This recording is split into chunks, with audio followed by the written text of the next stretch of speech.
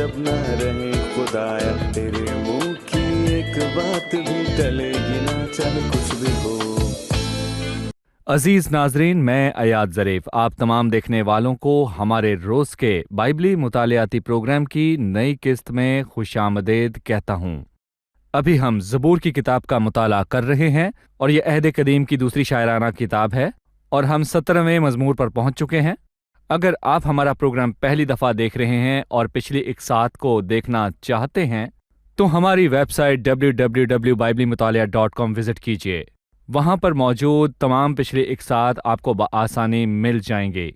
Programme के बाकायदा आगाज़ से पहले मैं स्टूडियो में मौजूद खुदा के खादिम भाई यूसुफ का खैर मकदम करूँगा। खुशामदीद भाई, बहुत शुक्रिया। आपके साथ मुताले से बहुत कुछ सीख रहे हैं और स्टूडियो में मौजूद दीगर मेहमानों को भी खुशामदीद। भाई यूसुफ, हमें 17वें मज़मूर के उन्वान के हवाले से बताइए। मैं कहूँगा कि ज़बूर 17 भी 16वें ज़बूर की तरह है। यहाँ भी एक आदमी है जिसे खुदा पर ईमान है, और भाई मैं यहाँ पर ये कहना चाहूँगा कि उसके खुदा पर तकिया करने से हमें एतमाद होता है कि जिस तरह 16वें ज़बूर के आखिर में था, 16 में भी मसीह का जिक्र हुआ, मतलब कि इस ज़बूर में भी मसीह का जिक्र है। और ज़बूर 17 में भी बहुत सी आयात मसीह की तरफ इशारा करती हैं, और हमने ये भी सीखा कि बहुत से ऐसे अल्फाज हैं जो मसीह के लिए इस्तेमाल होते हैं, लेकिन हम इनका इस्तेमाल अधूरे तरीके से करते हैं क्योंकि हम कामिल नहीं। और मैं आप सबको ये कहना चाहता हूँ बिल्कुल उसी तरह जैसे मसीह ईमान में कामिल है। भाई यूसुफ, मैं कहना चाहूँगा ये रूहानी तरीका है जिससे हमें खुदा पर भरोसा होता है। सही जी भाई यूसुफ, इस ज़बूर में मसीह की बात है और ये शुरू होता है, ऐ खुदावंद हक को सुन, मेरी फरियाद पर तवज्जो कर, मेरी दुआ जो रिया लबों से निकलती है कान लगा, मेरा फैसला तेरे हजूर से सादर हो। तेरी आंखें रास्ते को देखें, तूने मेरे दिल को आजमा लिया है, तूने रात को मेरी निगरानी की, तूने मुझे परखा और कुछ खोट ना पाया, मैंने ठान लिया कि मेरा मुंह खता करे। भाई, ये आयात मसीह के मुतल्लिक क्या बताती हैं?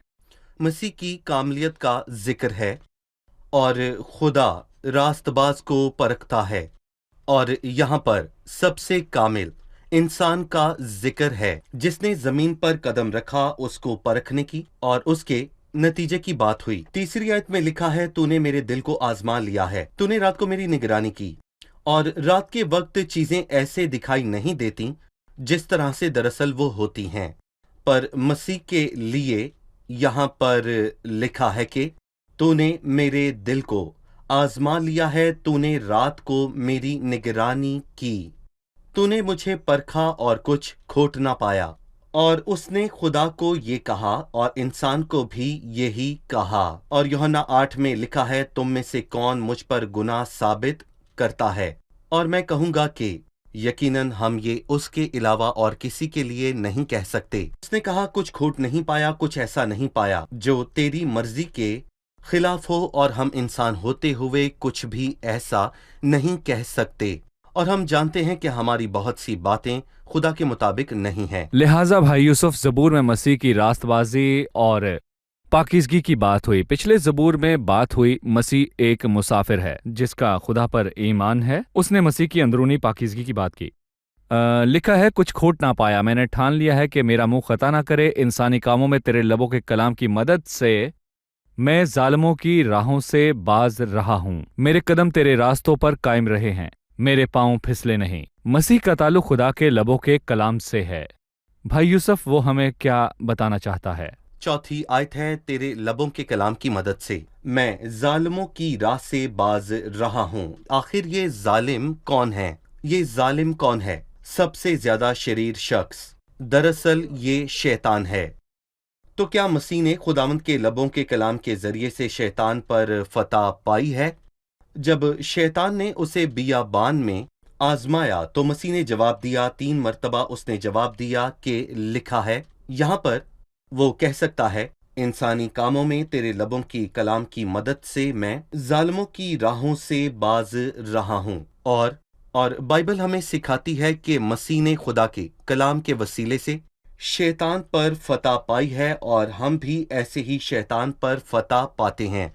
और इफसियों 6 बाब में लिखा है कि रूह की तलवार जो कि खुदा का कलाम है, ले लो, यही वाहिद हथियार है اور यहाँ पर मैं ये कहना चाहूंगा कि यही वो वाहिद हथियार है जिसकी मदद से हम शैतान पर फतह पाते हैं। अगर आप चाहते हैं कि खुदा के बच्चों को अमली सबक दें, सिर्फ मसीह की बात नहीं। 5वीं आयत है, मेरे कदम तेरे रास्तों पर कायम रहे हैं, मेरे पांव फिसले नहीं। हमारी राह पर हमारी मुहाफजत की क्या जमानत है? देखें भाई, इसमें दो चीजें बहुत ही ज्यादा अहम हैं। खुदा के कलाम को थामे रखना और मुजस्सम कलाम की तकलीद करना। 5वीं और 6ठी आयत में इसका जिक्र है और 4थी आयत में ईमानदार तहरीरी कलाम को थामकर जिंदा कलाम की पैरवी करता है। मुजस्सम कलाम जो मसीह है, खुदा का कलाम, वो उसके वसीले से फतह पाता है और लिखा है कि मेरे कदम तेरी राहों पर कायम रहे हैं, मेरे पांव फिसले नहीं।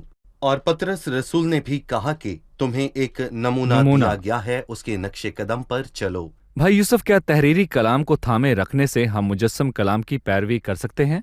बिल्कुल, कलाम भी यही चाहता है कि आप में भी वही चीजें हों जो मसीह में शानदार तौर पर मौजूद थीं। इसीलिए अंजील को पढ़ना बहुत ही खूब है क्योंकि ये नबूती कलाम का हिस्सा है। उसने मुजस्सम कलाम को जाहिर किया जो जिंदा कलाम है। सही। हम एक वक्फा लेंगे और फिर मेहमानों के सवालात के साथ हान है दाऊद का ज़बूर।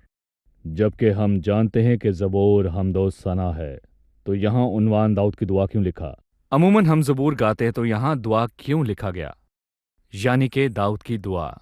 दरअसल ज़बूर गीत नहीं है, बल्कि ये मुकद्दसों के एहसासात हैं।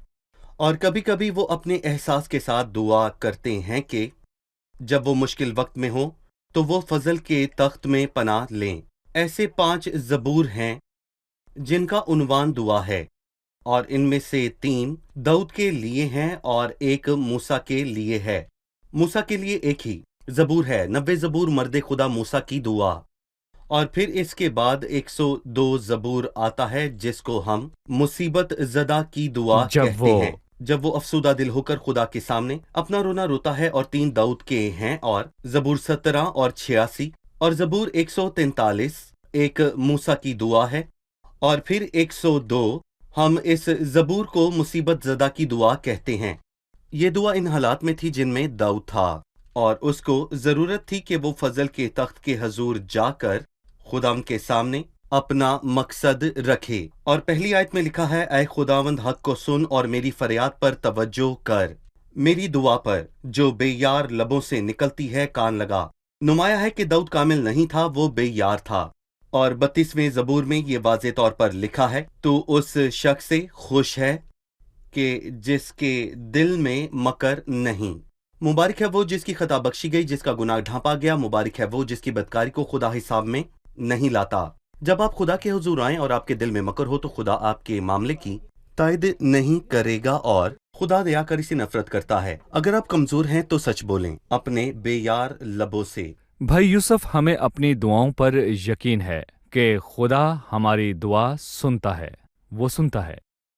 पर मैं ये नहीं कह सकता कि मेरी हर दरखास्त का जवाब खुदा अभी देगा। जी, दुआ मांगना एक अलग बात है और उसका जवाब मिलना अलग बात। सही। इसके बाद 6ठी आयत है, ऐ खुदा मैंने तुझसे दुआ की है क्योंकि तू मुझे जवाब देगा। उसे यकीन है कि उसकी हर दुआ खुदा की मर्जी के मुताबिक है और खुदा जवाब देगा। इससे मसीह की जिंदगी, उसकी कामलियत, उसकी दुआओं और बाप के साथ उसके रिश्ते का पता चलता है। मसीह का बाप के साथ बेहतरीन रिश्ता था और खुदा की शरीयत उसके दिल में थी जब उसने दुआ की। और मैं यहाँ पर यह कहूँगा कि वो पूरे तौर से खुदा की मर्जी के मुताबिक था। और सलीब पर उसने कहा, बस मैं क्या कहूँ, ऐ बाप मुझे उस घड़ी से बचा। और इसके फौरन बाद उसने कहा, लेकिन मैं इसी सबब से तो इस घड़ी को पहुंचा हूँ। और जब उसने ये कहा कि ये प्याला मुझसे हटा ले तो कहा, तो भी मेरी मर्जी नहीं बल्कि तेरी मर्जी पूरी हो। तो भी मसीह ने वही दुआ की जिसमें खुदा की मर्जी शामिल थी और इसीलिए खुदा ने उसका जवाब भी दिया। 7वीं आयत, तू जो अपने दाहिने हाथ से अपने तवक्कल करने वालों को उनके मुखालफों से बचाता है, अपनी अजीब शिफात दिखा। इसका बताइए। इससे क्या मालूम होता है मसीह की जिंदगी आसान नहीं थी, उसने हर वक्त मुखालफत सही।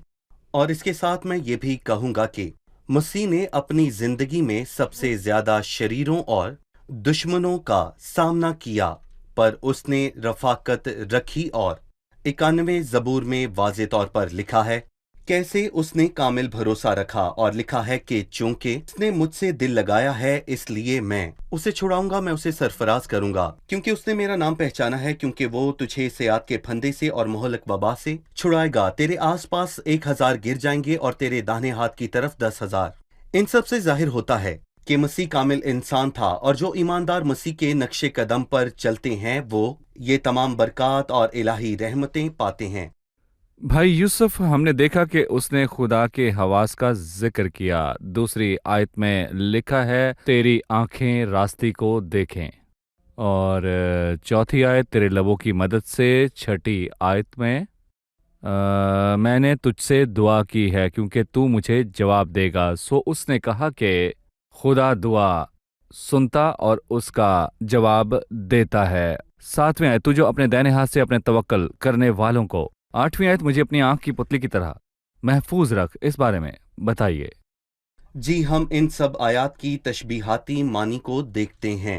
हकीकत तो ये है कि खुदा का ना तो दाहिना हाथ है, ना उसके कान हैं और ना ही उसकी आंखें हैं, लेकिन इससे हम इसको समझते हैं कि खुदा सुनता है। सो उसका कान है, वो सुनता है, उसकी सुनता है। आंखें हैं, वो देखता है। पर मैं कहूंगा जिस्मानी तौर पर नहीं, क्योंकि खुदा रूह है, जिस्म नहीं बल्कि रूहानी लिहाज से हम इसको रूहानी तौर पर समझ सकते हैं। मुझे आखिरी जुमला पसंद आया, मुझे आंख की पुतली की तरह महफूज रख और मुझे अपने परों के साए में छुपा ले।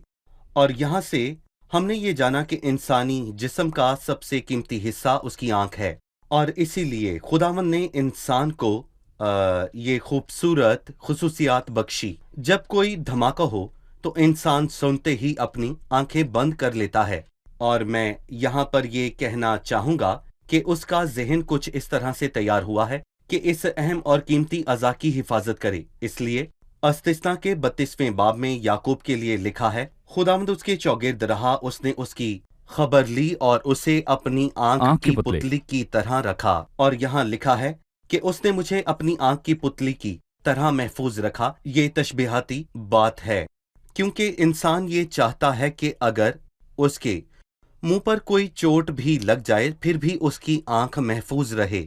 अगर किसी को चोट लगे तो उसे सबसे ज्यादा फिक्र अपनी आंख की होती है। मुझे अपनी आंख की पुतली की तरह महफूज रखा, परों के साए में छुपा ले, वो परिंदों की दुनिया में चला गया।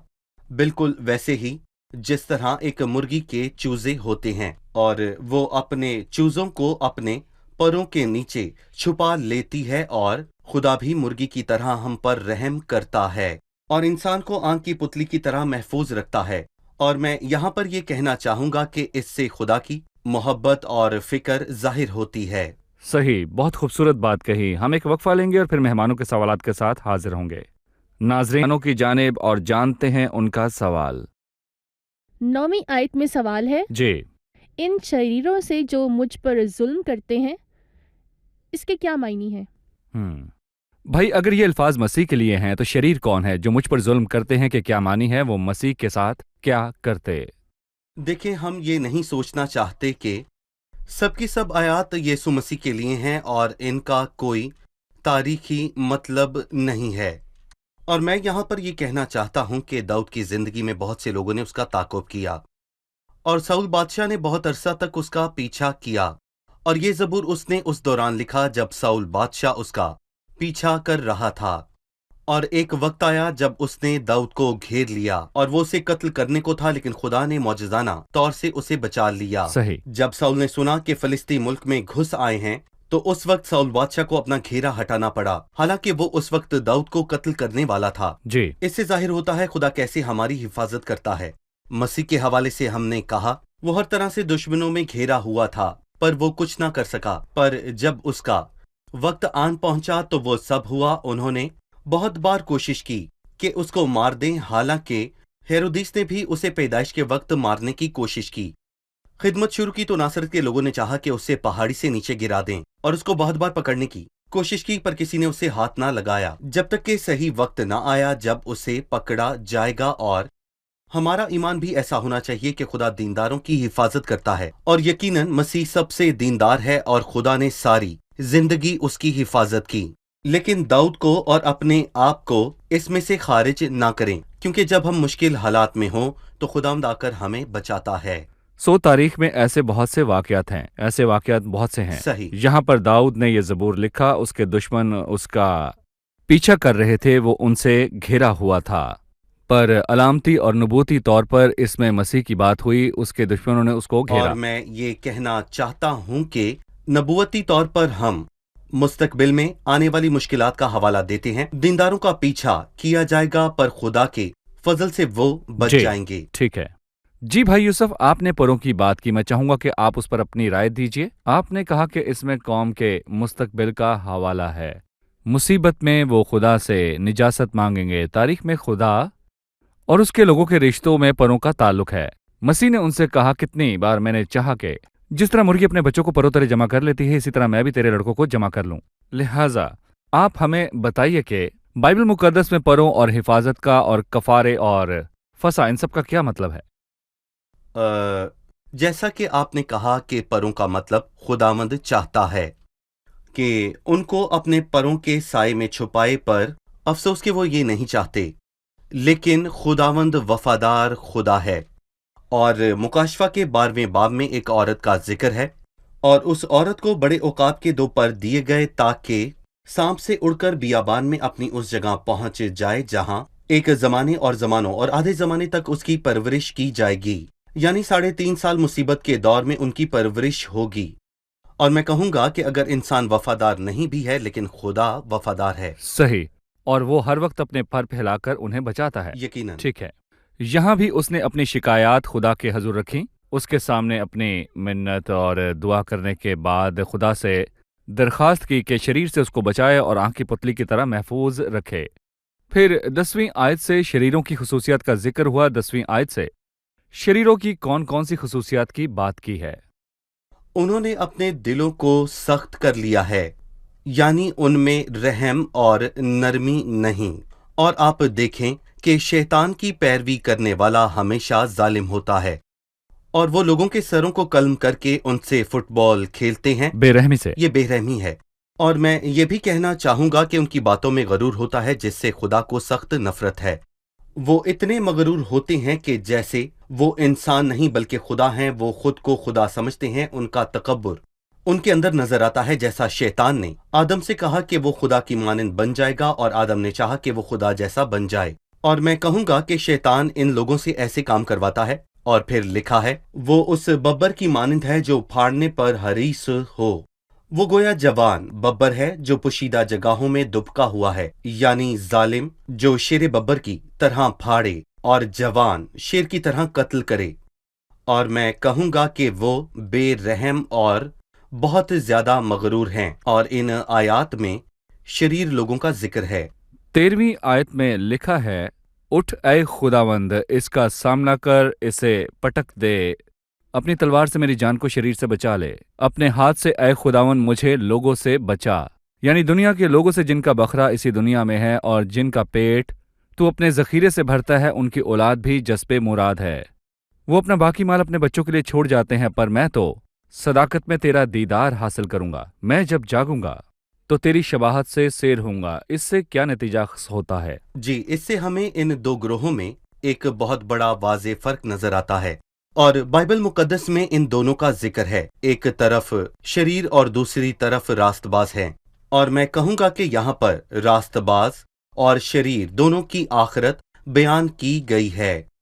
13ویں آیت میں اپنی تلوار سے میری جان کو شریر سے بچا لے، اور کچھ ترجموں میں ایسے لکھا ہے کہ میری جان کو اپنی تلوار شریر سے بچا، یعنی کہ میں کہوں گا کہ یہ اس طرح یہاں پر استعمال ہوا ہے کہ جیسے شریر ہی خدا کی تلوار ہے۔ خدا کبھی کبھی شریر کو اپنی تلوار کے طور پر استعمال کرتا ہے، مثلاً اسور یعنی میرے قہر کے آسا پر افسوس، اور ایسا خدا نے بہت دفعہ کیا۔ جیسے بالکل۔ خورس کے لیے لکھا ہے وہ خدا کا ممسوح جی ہے۔ ہاں، لوگوں سے اپنے ہاتھ سے، اے خدا مجھے لوگوں سے بچا، یعنی خدا شریر کو استعمال کرتا ہے اور کبھی کبھی عام لوگوں کو بھی استعمال کرتا ہے۔ اور یہاں پر میں آپ کو یاد دلانا چاہتا ہوں کہ مکاشفہ میں لکھا ہے کیونکہ خدا ان کے دلوں میں یہ ڈالے گا کہ وہ اس کی راہ پر چلیں۔ تو یہاں سے یہ بات واضح ہو جاتی ہے کہ کبھی کبھی خدا لوگوں کو اپنے مقصد کے لیے استعمال کرتا ہے، اپنی تلوار کی طرح اور اپنے ہاتھ کی طرح۔ یہاں دنیا کے لوگوں کی میراث کی بات ہوئی، لیکن ہماری میراث کیا ہے؟ دنیا میں رہنے والے لوگوں کا دنیا میں بسیرا ہے، مطلب کہ لوگ اپنی دنیا میں رہتے ہیں، جی اسی زندگی میں ہے، اور جن زندگی کا میں پیٹ اپنے ذخیرے سے بھرتا ہے تو ان کی اولاد بھی حسب مراد ہے، اور وہ اپنا باقی کا مال اپنے بچوں اولاد کے حسب مراد لیے ہے۔ رکھ کے جاتے ہیں۔ اور ایوب نے بھی شریروں کے لیے یہی کہا، وہ اپنے چھوٹے چھوٹے بچوں کو باہر بھیج دیتے ہیں، لیکن ہماری میراث زمین پر نہیں بلکہ آسمان پر ہے، لیکن میں صداقت میں تیرا دیدار حاصل کروں گا۔ اور پھر اس کے بعد وہ یہاں پر ایک اور بات کہتا ہے کہ جب میں جاگوں گا تو تیری شباہت سے سیر ہوں گا، اور اس سے ہمیں پچھلے زبور کا نتیجہ عکس ہوتا ہے، تو مجھے زندگی کی راہ دکھائے گا، تیرے حضور کامل شادمانی ہے، اور وہ دن آئے گا جب ہم اٹھ کر خدا کا چہرہ دیکھ کر مطمئن ہوں گے، اور یہی سچ ہے۔ ابھی ہم اس کو ایمان سے دیکھتے ہیں، ہم ایمان سے اس کا چہرہ دیکھ کر مطمئن ہوتے ہیں پر آنکھوں سے نہیں دیکھتے، لیکن بہت جلد ایمان کا کام ختم ہوگا اور ہم اسے دوبارہ روبرو دیکھیں گے۔ بھائی یوسف آپ کا بہت شکریہ۔ اب بھائی۔ ہم جانیں گے کہ مہمانوں نے آج کیا سیکھا۔ اگر آپ چاہتے ہیں کہ ساری زندگی خداوند کے ساتھ رہیں اور خداوند کے ساتھ آپ کا رشتہ قائم رہے تو دو چیزیں کریں، کلام پر چلیں، اس کو محفوظ رکھیں تاکہ وہ آپ کی حفاظت کرے، اس کے ساتھ ساتھ مسیح کی پیروی کریں، ویسے ہی رہیں اور زندگی گزاریں جیسے مسیح نے گزاری، وہ آپ کو دے گا کہ آپ یسوع مسیح کی مانند بنیں۔ صحیح جی آپ خدا شریر لوگوں کو بھی اپنا مقصد پورا کرنے کے لیے استعمال کرتا ہے۔ بائبل میں لکھا ہے سب چیزیں مل کر خدا سے محبت رکھنے والوں کے لیے بھلائی پیدا کرتی صحیح۔ ہیں۔ یعنی جب آپ حقیقت میں خداوند کو اپنی زندگی دیں تو وہ آپ کی دعا کا جواب دیتا ہے، آپ اس لائق نہ بھی ہوں تو بھی وہ آپ پر رحم کرتا ہے اور آپ کے نہیں بلکہ اپنے طریقے سے جواب دیتا ہے، وہ جانتا ہے کہ کب جواب دے۔ صحیح میرے لیے یہی کافی ہے کہ خداوند میری میراث ہے اور ہم بہت جلد اس کو روبرو دیکھیں گے، اور یہی ہماری حفاظت ہے۔ صحیح۔ شکریہ، خداوند آپ کو برکت دے۔ شکریہ بھائی خدا آپ یوسف، کو برکت خداوند دے۔ آپ کو برکت دے۔ ناظرین، آج کے پروگرام میں ہم نے سیکھا کہ زبور میں نبوتی طور پر مسیح کا ذکر ہے، وہ واحد شخص ہے جس میں کامل راست بازی ہے۔ لوگ ایک دوسرے کے سامنے دکھاوا کرتے ہیں۔ بائبل میں لکھا ہے سب گمراہ ہیں، سب کے سب نکمے بن گئے، کوئی بھلائی کرنے والا نہیں، ایک بھی نہیں سوائے مسیح کے جو خالص اناج کے نذرانے جیسا ہے۔ تو نے رات کو میری نگرانی کی، تو نے مجھے پرکھا اور کچھ کھوٹ نہ پایا۔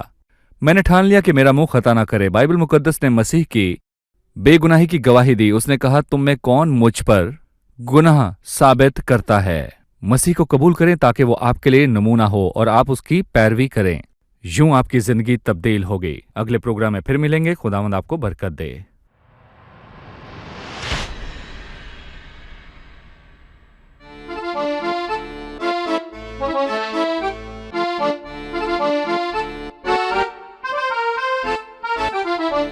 أتكل عليك، ألتجئ إليك، فلا أخاف، لا لا، فراحتي لديك. أتكل عليك، ألتجئ إليك، فلا أخاف، لا لا، فراحتي لديك. أنا صغيرك، طفلك، وابنك المدلل، ومن شبابي إلى مشيبي على كتفيك أحمل.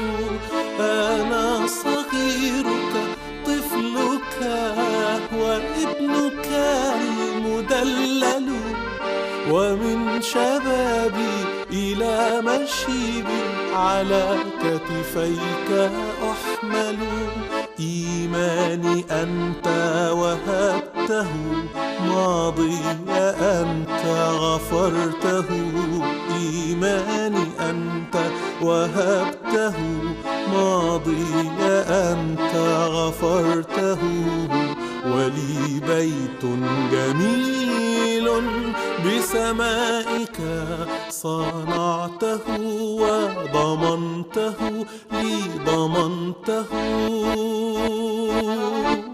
ترتب قدامي مائدة إطعامي ترتب قدامي مائدة إطعامي وتطعمني يداك يا दिल दे गवाही है ये किताब अजीम नाज़िल करे अपना कलाम शिकस्ता दिलों को सुकून मिले